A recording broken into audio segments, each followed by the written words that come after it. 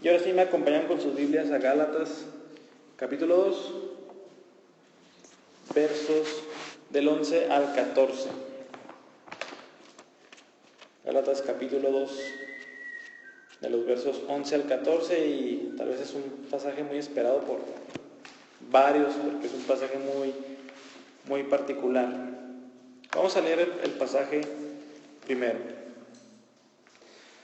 Pero cuando Pedro vino a Antioquía, me opuse a él cara a cara, porque él era digno de ser condenado. Porque antes de venir algunos de parte de Jacobo, él comía con los gentiles. Pero cuando aquellos vinieron, Pedro empezó a retraerse y a apartarse, porque temía a los de la circuncisión. Y el resto de los judíos se reunió en su hipocresía, de tal manera que aún Bernabé fue arrastrado por la hipocresía de ellos.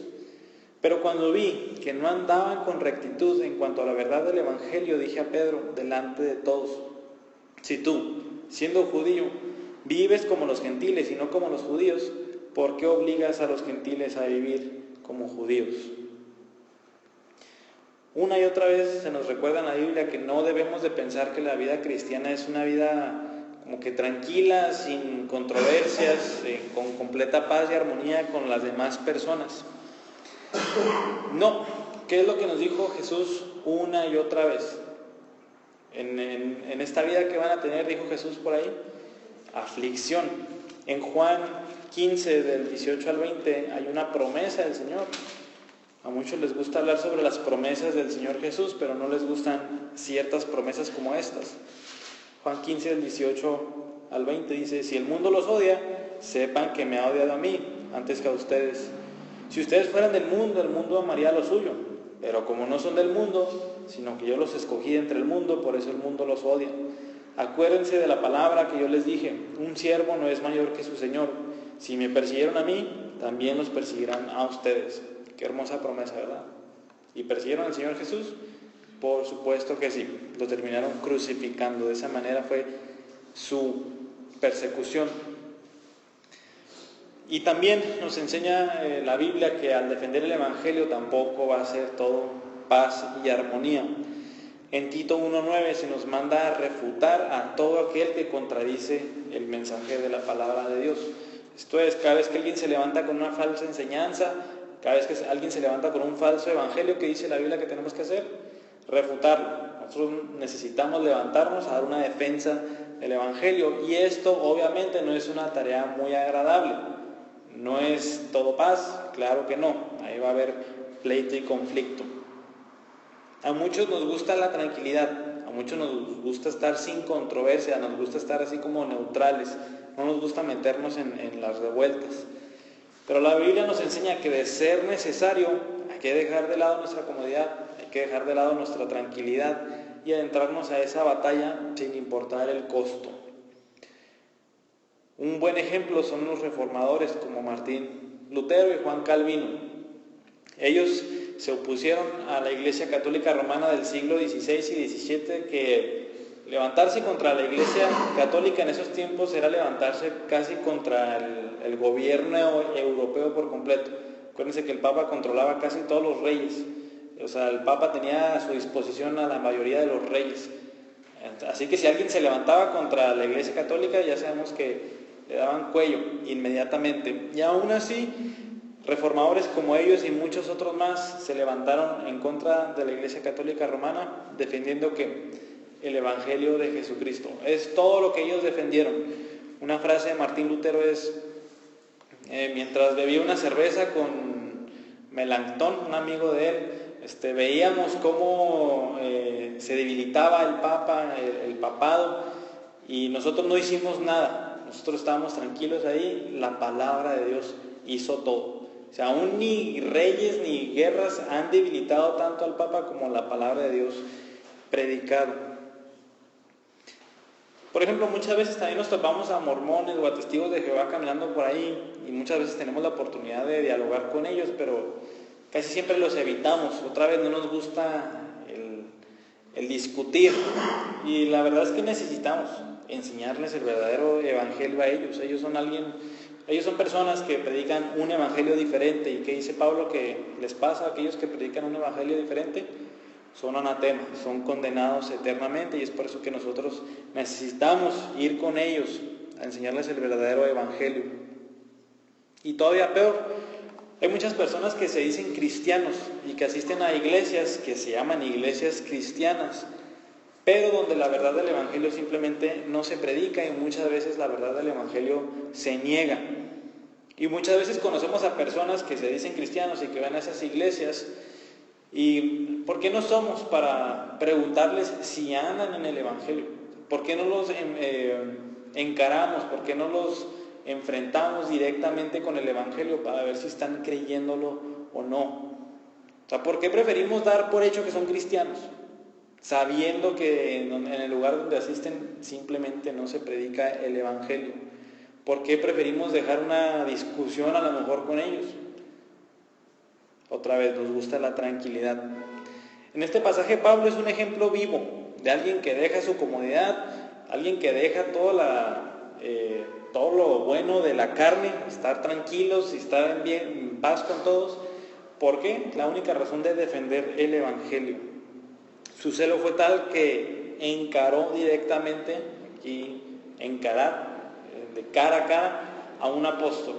Y no fue cualquier apóstol, fue el apóstol Pedro. Como hemos dicho, Pedro fue como el líder de los apóstoles. Pedro fue tal vez el apóstol más influyente junto con Pablo, y Pablo mismo encaró a Pedro. En el verso 11 encontramos esta resolución a defender el evangelio. Dice: pero cuando Pedro vino a Antioquía, me puse a él cara a cara, porque él era digno de ser condenado. Hay unas versiones que dicen censurado, pero es mejor condenado. Pedro era digno de ser condenado. Hasta ahorita en Gálatas, ¿qué hemos visto? Pablo ya vindicó su autoridad como apóstol. Ya no tiene nadie que decirle nada en contra del apostolado de Pablo, que recibió de parte de ¿quién? De parte del Señor Jesucristo y de Dios el Padre. Gálatas 1:1. Y no por medio de hombre ni mediante hombre.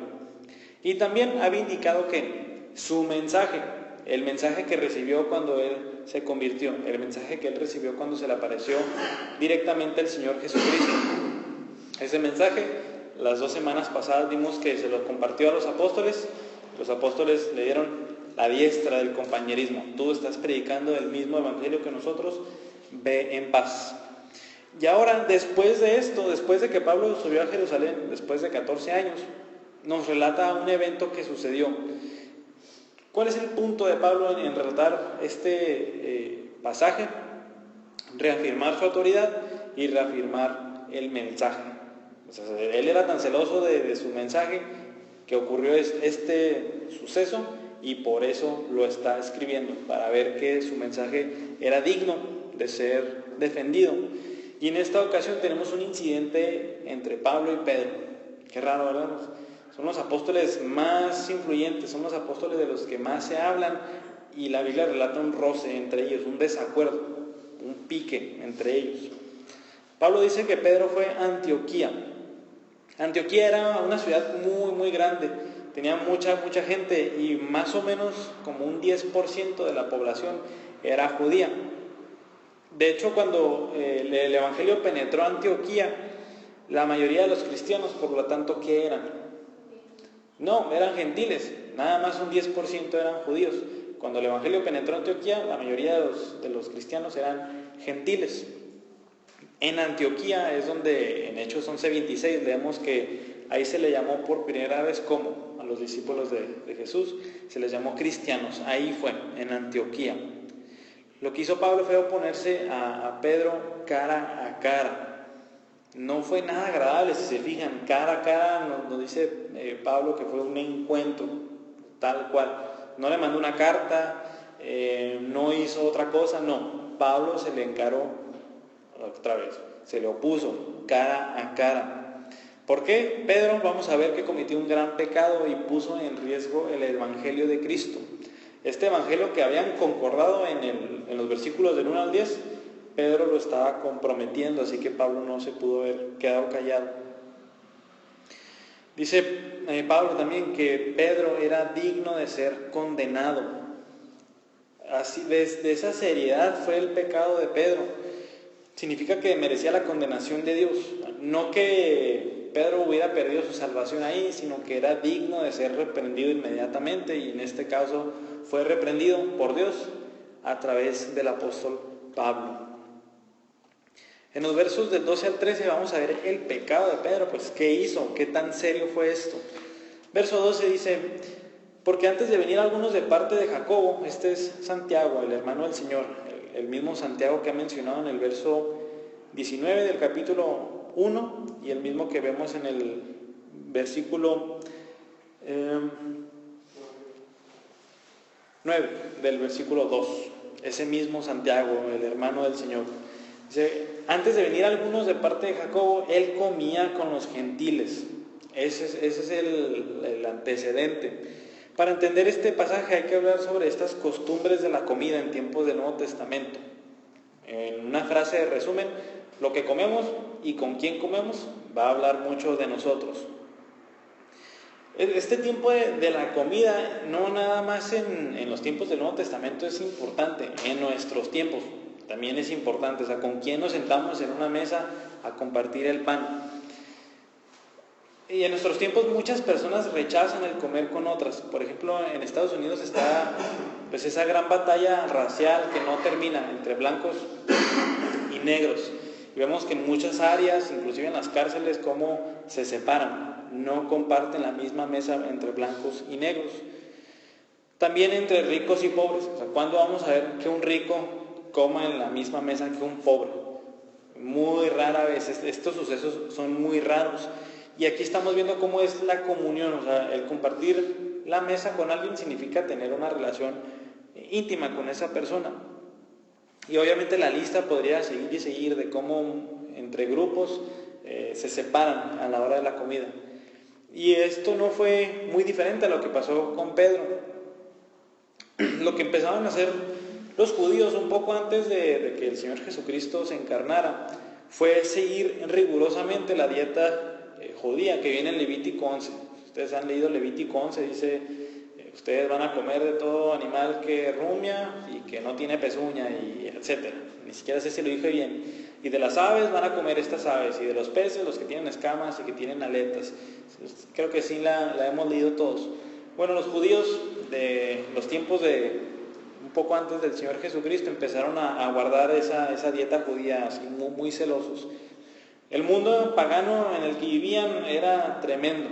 Entonces, como en un acto de reforma, ellos dijeron: no, o sea, para hacernos distinguir de los paganos hay que comer esto nada más. O sea, reunirnos entre nosotros, separarnos, y en nuestra mesa que nada más estén estos alimentos. No podemos juntarnos con ellos porque ellos comen cosas que están prohibidas en la ley.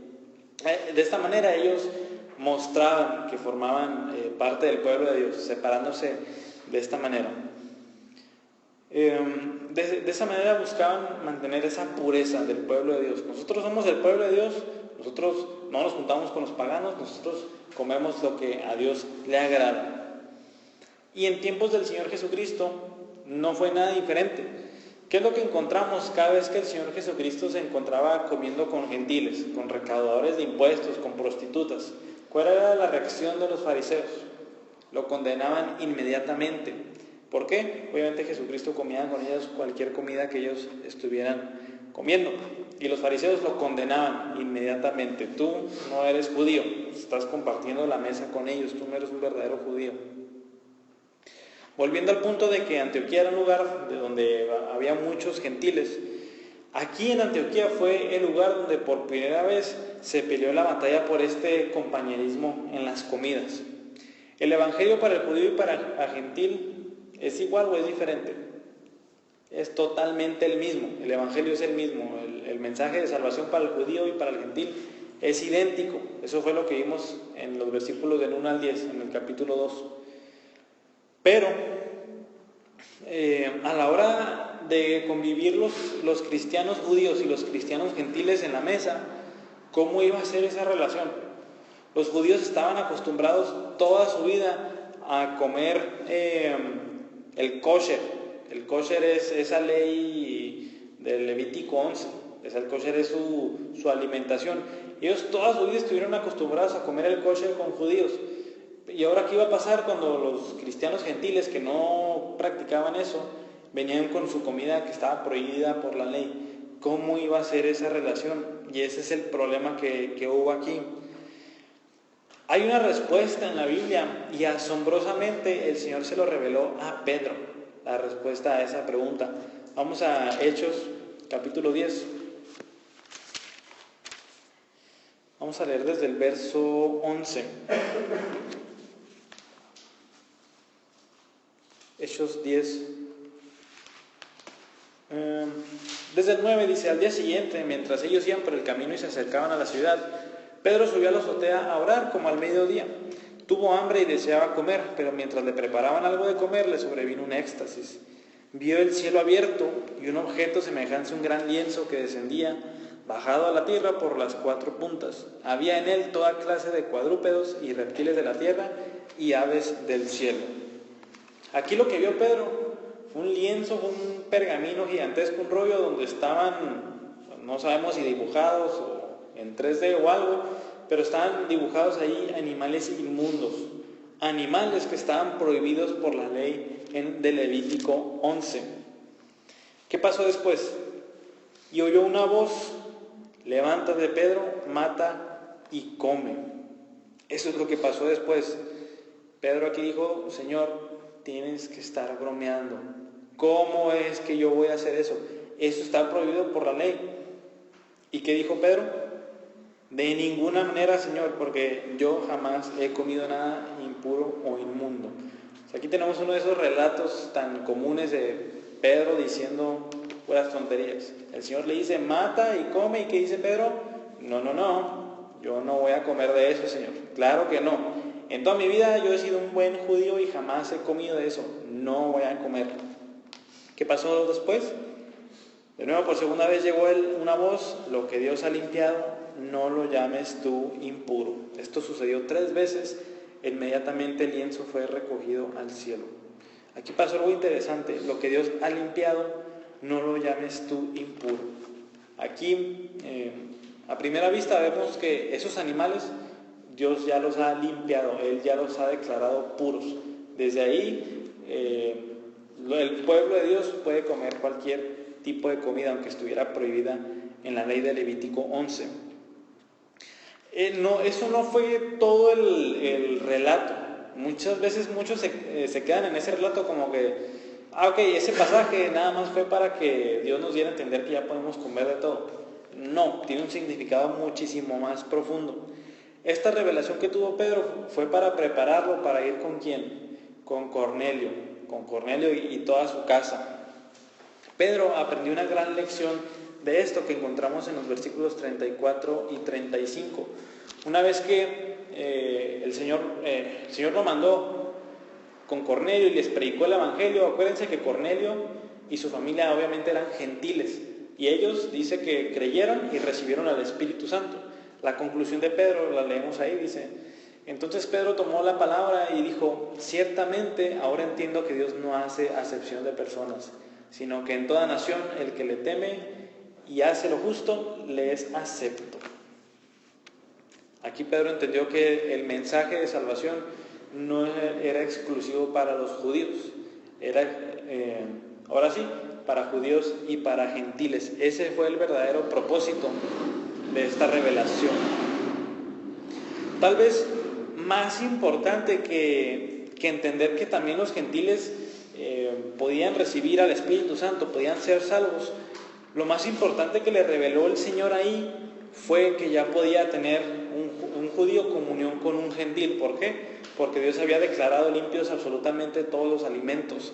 De hecho, en este versículo es lo que leemos en Gálatas 2:12. Dice Pablo que él comía con los gentiles. Pedro, después de recibir esta revelación, sabía que él podía convivir con los gentiles, así como el Señor Jesucristo. Desde ahí entendió que como Dios había limpiado todo animal, ¿qué podía hacer con los gentiles? Podía comer cualquier cosa que los gentiles estuvieran comiendo. Entonces, ¿cuál fue el pecado de Pedro? Dice: pero cuando ellos vinieron, esto está hablando de algunos de parte de Jacobo, Pedro empezó a retraerse y apartarse porque temía a los de la circuncisión. Aquí es un poquito difícil entender qué pasó, pero lo más probable es que los judíos no creyentes, o sea, los judíos, fariseos, etcétera, de Antioquía, empezaron a ver que los judíos, que ahora eran cristianos, estaban comiendo en la misma mesa que los gentiles. Eso obviamente les voló la cabeza. ¿Cómo puede ser que estos judíos estén haciendo eso? Entonces, lo que pasó es que le llegaron estos rumores a Santiago, y Santiago le envió unos mensajeros a Pedro para decirles: cuidado, porque los judíos se están enterando de esto y se está desatando una persecución. Los judíos están persiguiendo, así como Pablo antes, los judíos están persiguiendo a los cristianos, y a lo mejor principalmente a los judíos cristianos, porque están haciendo cosas abominables, están compartiendo la mesa con los gentiles, están comiendo lo mismo que ellos, y eso está totalmente prohibido por el Señor. Muchos dicen que Pablo temió a los mensajeros de Jacobo, pero no. Si se fijan, Pablo no le echa la culpa de nada a Santiago por el pecado de Pedro. Si los mensajeros de Santiago hubieran asustado a Pedro, Pablo hubiera dicho: Santiago tuvo la culpa porque él mandó mensajeros a asustar a Pedro, pero no. Aquí dice que Pedro, ¿a quién temió? Al final del verso 12. A los de la circuncisión. ¿Y esos quiénes son? Judíos, judíos de raza, judíos de nacimiento. Por su miedo, entonces, Pedro dejó de convivir y de comer con los gentiles. Aquí dice que empezó a retraerse y a apartarse. Pero ya dijo: no, yo ya no voy a comer con los gentiles, yo no quiero que me vean con los gentiles y me den cuello, que me persigan. Entonces Pedro lo que fue a comer nada más con los judíos, a comer otra vez la ley de Levítico 11. Eso fue lo que empezó a hacer Pedro. Comió los alimentos que el Señor ya una vez ya había declarado dejó de comer los alimentos que el Señor había declarado puros. Aquí lo importante es que Pedro no cambió su teología, Pedro no cambió su mensaje, y ese fue el problema. Pedro comenzó a vivir una vida inconsistente. Él vivía lo que no predicaba, y él predicaba lo que no vivía en este caso. ¿Qué podemos aprender del pecado de Pedro? Como vimos la semana pasada, Pablo no tomó a ningún apóstol como infalible, como un ser perfecto. Y de hecho acabamos de leer una muy buena razón del por qué. Si se fijan, aquí justificamos a Pablo de por qué no veía a los apóstoles como personas increíbles. Ellos podían haber pecado como cualquier otro, y de hecho pasó. Y de este pasaje nos enseña que cristianos maduros, cristianos muy espirituales, ya con tiempo en la fe, pueden pecar. En Santiago 3:2 encontramos un principio que deberíamos de tenerlo en mente. Dice: todos fallamos de muchas maneras. Eso dice Santiago 3:2. En esta vida hay que recordar que el cristiano no va a dejar de pecar. No hay un punto donde el cristiano diga: wow, estoy libre de pecado, ya no peco, tengo 100 años, tengo 80 años sin pecar. Por supuesto que no. Ni siquiera los cristianos más maduros, los cristianos que ya llevan más tiempo en el Evangelio, los cristianos que ya tienen un conocimiento de Dios mucho más profundo, los cristianos que han llevado una vida de santificación, que han dejado su pecado, ni siquiera ellos son libres de pecar. Y esto nos debe de hacer humildes y nos debe de ayudar a reconocer nuestra debilidad. O sea, ¿qué pasaría si nosotros supiéramos que el cristiano puede dejar de pecar algún día? Pues lo más probable es que nosotros dijéramos: yo estoy en ese estado, yo ya no peco, ¿no? Yo ya estoy libre de todo pecado. Y ahí nos volveríamos orgullosos. Pero si sé que soy débil y si sé que en cualquier momento puedo pecar, eso me hace humilde, eso me hace buscar la ayuda de Dios en todo momento. En todo momento yo le estoy diciendo: Señor, líbrame del mal, Señor, no me dejes caer en la tentación, y eso me hace humilde. Y así que tú, en cualquier punto de tu vida cristiana donde estés, si estás al comienzo, si vas en el andar o si ya estás en un estado maduro, debes de cuidar tu vida espiritual, debes de estarla cuidando. Efesios 6, tenemos que pelear la lucha espiritual, necesitamos armarnos con el escudo, con la espada, con el casco, siempre. No hay un punto donde simplemente dejemos esa armadura y sigamos caminando. Primera de Corintios 10:12 dice que si queremos estar firmes, tener cuidado, porque no sea que caigamos. Ni siquiera Pedro siendo un apóstol, ni siquiera Pedro viendo al Señor Jesús, ni siquiera Pedro viendo la revelación que ahorita vimos, ni siquiera Pedro sanando a algunas personas, fue libre de pecado en un momento de su vida. Así tampoco tú vas a estar libre de pecado en algún momento de tu vida. Tienes que estar en guardia en todo momento. Verso 13. Y el resto de los judíos se le unió en su hipocresía, de tal manera que un Bernabé fue arrastrado por la hipocresía de ellos. El problema del pecado de Pedro no fue que simplemente comprometió el evangelio y ya. El pecado tiene la peculiaridad de arrastrar a otros consigo. Eso es algo una característica del pecado. Tiende a arrastrar a otros consigo. Este pasaje nos enseña que Pedro lo hizo en público, por lo cual otros judíos cristianos que estaban con él, ¿qué empezaron a hacer? Lo mismo que él. No, pues, tampoco quiero ser perseguido, así que mejor también me aparto de los gentiles. Eso empezaron a hacer, así como dice este verso, el resto de los judíos. Lo que más asombró a Pablo tal vez no fue eso, sino que fue lo que dice enseguida. De tal manera que aún ¿quién? Bernabé fue arrastrado por la hipocresía de ellos. Bernabé. A lo mejor Pablo nada más era el único nombre que se le veía en mente. Bernabé. ¿Por qué Bernabé? Pablo y Bernabé ya habían pasado por muchas cosas hasta este punto. Acuérdense que ¿quién fue el que abogó delante de los apóstoles para validar el ministerio de Pablo? Bernabé, Hechos 9 del 26 al 28. ¿Quién fue por Pablo a donde se había ido para llevarlo a Antioquía a predicar? Bernabé, Hechos 11 del 25 al 26. ¿Quién acompañó a Pablo a ir a Jerusalén a dar la ofrenda a los pobres? Bernabé y Tito. ¿Quién acompañó a Pablo en su primer viaje misionero? Y de hecho, cuando fueron a Galacia, en ese primer viaje misionero fueron a Galacia, ¿quién fue? Bernabé. Por eso no debemos de ver la expresión de Pablo, de tal manera que Bernabé mismo fue arrastrado. Bernabé también se apartó de los gentiles.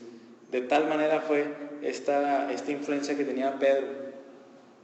Algo que dice Pablo es que como que Bernabé no lo hizo tanto intencionalmente, aunque sí pecó, obviamente, pero dice que Bernabé fue arrastrado por la hipocresía de ellos. Este fue el gran pecado, actuar hipócritamente. Pedro, Bernabé y los demás judíos cristianos, ellos convivían con los gentiles, ellos comían con ellos partían el pan, etc. Pero nomás venido el miedo, se echaron todos para atrás. Ellos sabían que no tenía absolutamente nada de malo compartir el pan con los gentiles y aún así lo dejaron de hacer. Este es un gran recordatorio para todos nosotros de que nuestros pecados impactan las vidas de otros, especialmente si tenemos un lugar de prominencia, así como lo tuvo Pedro. Aquí vemos que la cobardía de Pedro no nada más lo afectó a él, no nada más fue un pecado que lo afectó a él personalmente, no, se llevó al resto de los judíos, no sabemos ni siquiera cuántos eran, pero los arrastró. Y también fue arrastrado ¿quién?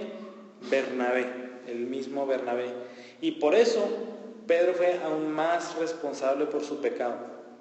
¿Qué dice Jesús? Hay de aquel por quien es causa de tropiezo, hay de aquel que es piedra de tropiezo para otros, y sabemos que eso es mucho más responsable. Ninguno de nosotros vivimos vidas solitarias. Nuestros pecados siempre afectan a otros. Por ejemplo, los pecados de los padres sabemos que recaen sobre quién, sobre los hijos. Los pecados de un líder cristiano, de un pastor, ¿sobre quién recaen? Sobre la congregación, etcétera, etcétera. Pónganle el lugar que ustedes quieran. Los cristianos somos un cuerpo. ¿Cómo describe la Biblia a los cristianos? Como un cuerpo. Que la mano está conectada hasta la cabeza, hasta el pie, todos estamos conectados, así que nuestros pecados impactan al cuerpo.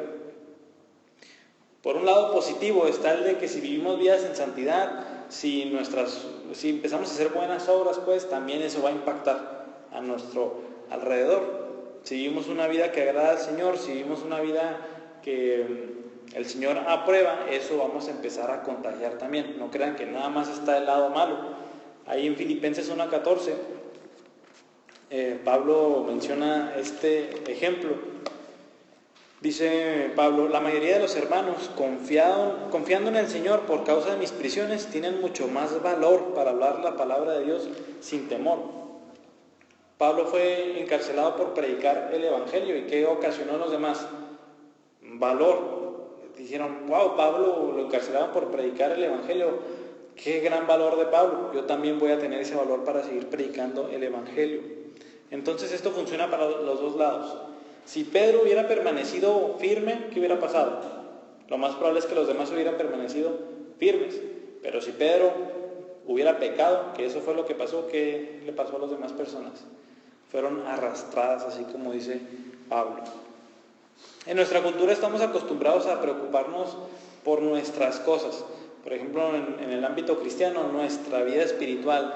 Si yo leo mi Biblia, si yo oro, si yo voy a la iglesia, si yo predico el Evangelio, etc.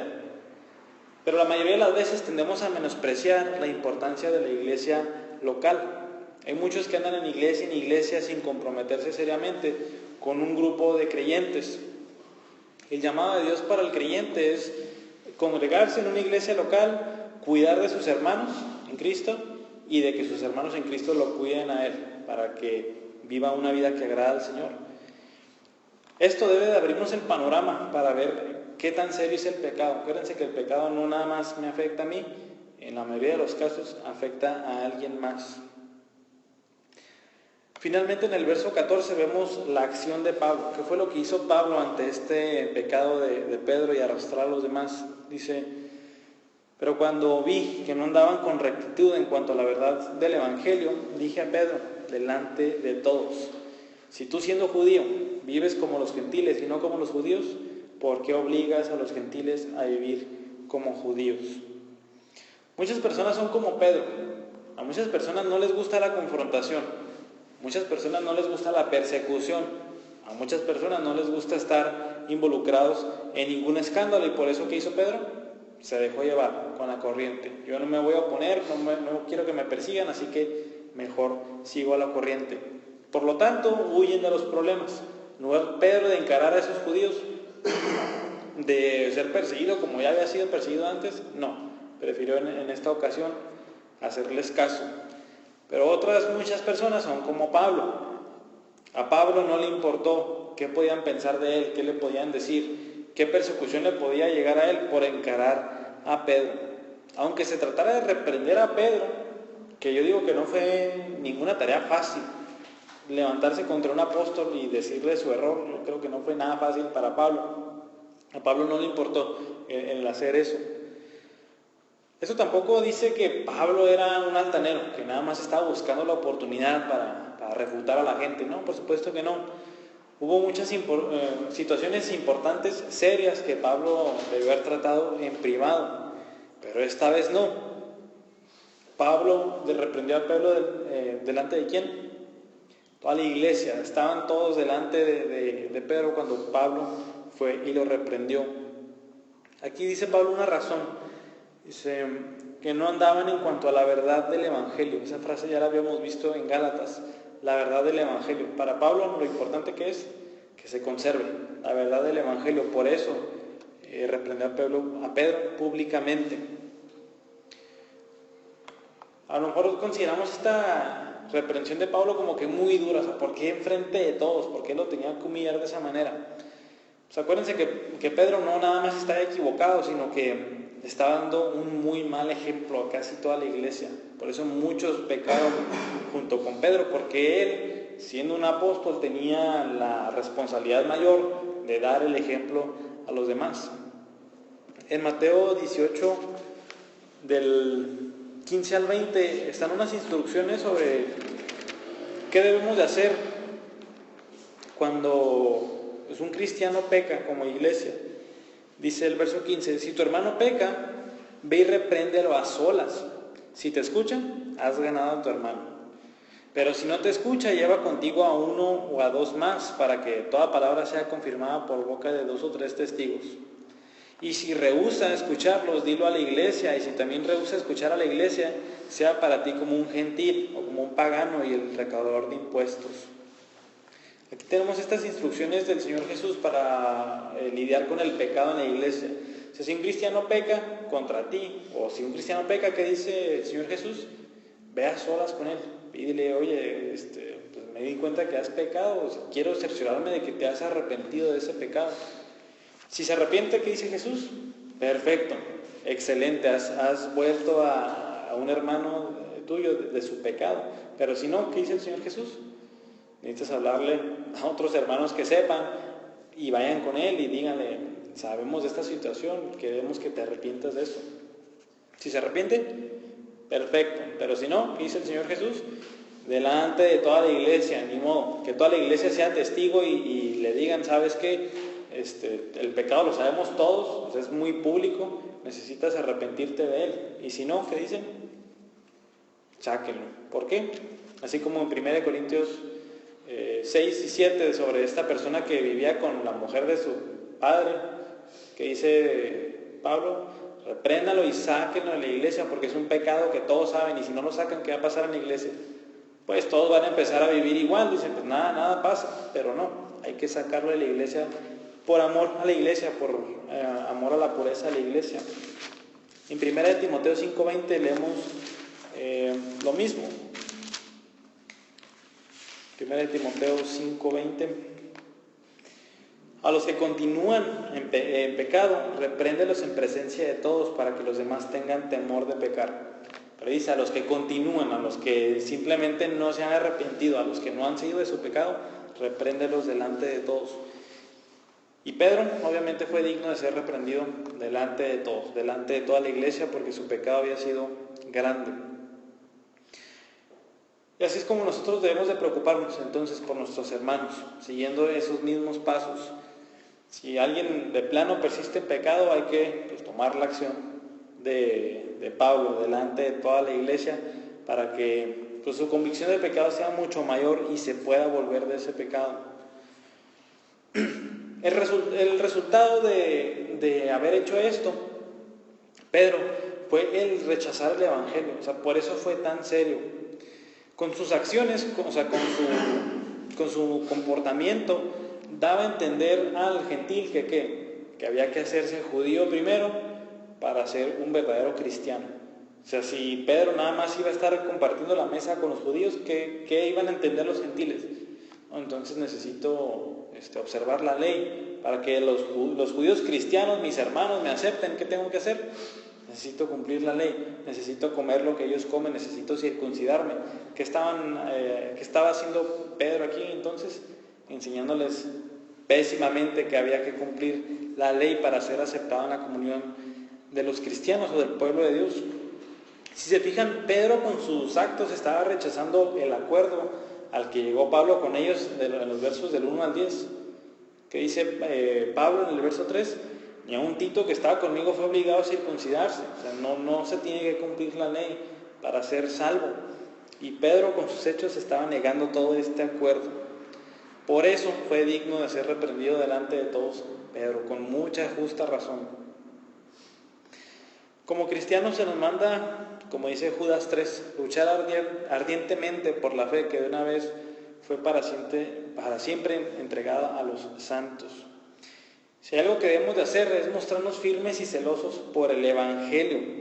Acuérdense qué dijo Pablo en el versículo 8 y 9 del capítulo 1. Si alguien les predica otro evangelio diferente al que les hemos anunciado, sea anatema. Es lo que más nos debe de interesar en el mundo. Y ahora Pablo nos mostró un ejemplo vivo de qué se trata defender el evangelio, y ya vimos que no fue una circunstancia nada agradable. Se trató de reprender públicamente a un apóstol de Jesucristo que fue Pedro. Pero fíjense, a Pablo no le importó si los demás apóstoles se enojaban. A Pablo no le importó qué iban a decir de él, por qué Pablo es tan duro, por qué Pablo reprendió a Pedro. A Pablo no le importó nada de eso, lo único que le importó fue agradar al Señor. De hecho, este pasaje desde la iglesia primitiva causó tanta controversia que muchos trataban de interpretar el pasaje como si Pedro en realidad no hubiera hecho nada malo, porque ¿Cómo que Pedro hizo mal y Pablo lo reprendió públicamente? El pasaje es lo que enseña. Así tú debes de tener esta misma resolución, esta misma valentía para defender este evangelio. Hay casos donde grandes iglesias y pastores muy influyentes se desvían del evangelio y empiezan a enseñar un evangelio diferente. Pero gracias a Dios hay otros pastores fieles que se levantan y hacen conferencias o hacen un sermón donde públicamente encaran a este falso maestro. Y todo eso es de mucha bendición para nosotros, pero no nada más debemos de dejárselos a ellos. No, nosotros debemos de defender el evangelio igual que ellos. Hay que recordar que es un asunto de vida o muerte eterna. Si alguien vive y se muere con un evangelio falso, ¿qué le va a pasar? Es anatema. Está condenado por Dios porque ese evangelio que él creía es totalmente falso. Por eso es tan importante nosotros defender el evangelio. Pablo sabía que si esos gentiles se iban con la finta de que había que cumplir la ley, esos cristianos iban a morir eternamente porque no iban a creer el verdadero evangelio. Además, el Señor es glorificado grandemente cuando nosotros predicamos el evangelio y cuando lo defendemos. Vamos a orar. Señor, damos gracias por este pasaje porque realmente nos enseña que hay que tener agallas, hay que tener los pantalones así como los tuvo Pablo para defender tu evangelio. Que no nos importe el costo, que no nos importe el qué dirán, que no nos importe ninguna otra cosa, así como a Pablo no le importó nada, sino defender el evangelio, que todo el mundo sepa que el evangelio es este y que el cambiarlo, el pervertirlo, es digno de ser refutado y de censurado. Otra vez, Señor, danos de nuevo, danos la valentía para hacerlo porque nos encanta la comodidad, nos encanta el no estar involucrado en problemas, nos encanta el permanecer callados, pero Señor, concédenos fuerzas en el Espíritu Santo para que podamos reprender a todo aquel que se levanta contra una enseñanza contraria al mensaje precioso que has revelado en tu palabra. Te damos gracias y te pedimos que nos despidas con paz. Amén.